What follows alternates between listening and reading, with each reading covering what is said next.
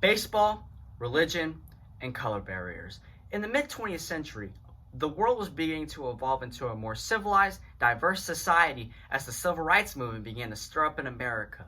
One of the key events into this evolution of racial equality in this country was Jackie Robinson becoming the first African-American baseball player to play in Major League Baseball.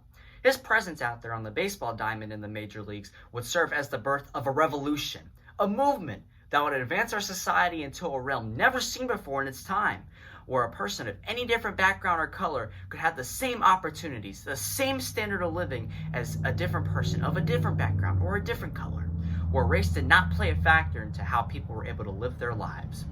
While Jackie's story is revolutionary and sparked many more important revisionist movements, there was someone who had to get the ball rolling and the legs churning for Jackie's breakthrough. But who in their right mind would challenge the long-standing beliefs of racial discrimination in baseball and the society around it?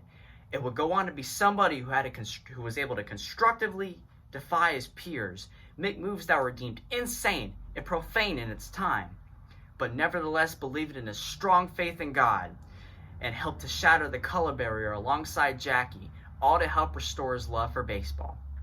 This special somebody is Branch Rickey, the puppet master behind the plan to break baseball's color barrier, and the man of faith, wit, and a mindset that would change and effectively end racial discrimination in baseball.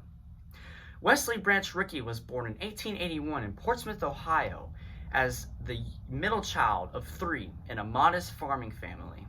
According to the Society for American Baseball Research Organization, as an intelligent and hardworking child, he educated himself by reading every single resource that his county was able to provide to him.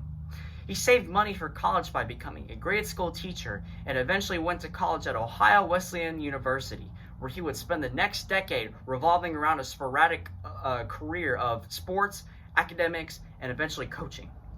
In 1945, as the manager of the Brooklyn Dodgers, Rickey made history when he signed Jackie Robinson to a contract to play for the Dodgers, becoming the first black player in the major leagues. This decision would prove to be successful for both Jackie and Rickey would become a prominent spokesperson in civil rights, establishing himself as a larger-than-life man in the world of baseball until his 1955 retirement. People would describe Branch Rickey as an articulate, cognate man who could and would make a reading of batting averages sound as stirring, exciting, and as impressive as Lincoln's Gettysburg Address, according to an article from the New York Times. He was not afraid to speak his mind, and would often leave others speechless with his witful and persuasive dialogue. He was a deeply religious man who practiced Christian beliefs every day, and made moves in the game of baseball that were influenced by a strong belief and passion for God. When he brought Jackie Robinson into the spotlight, he was shunned by many in the baseball world who were completely against the idea of a black player playing in the major leagues.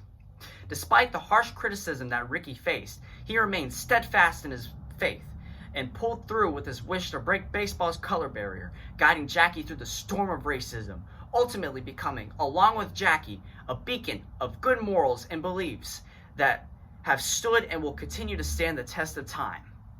Beliefs and morals that we still use to this day. A man of baseball, religion, and a barrier-breaking mindset, Branch Rickey.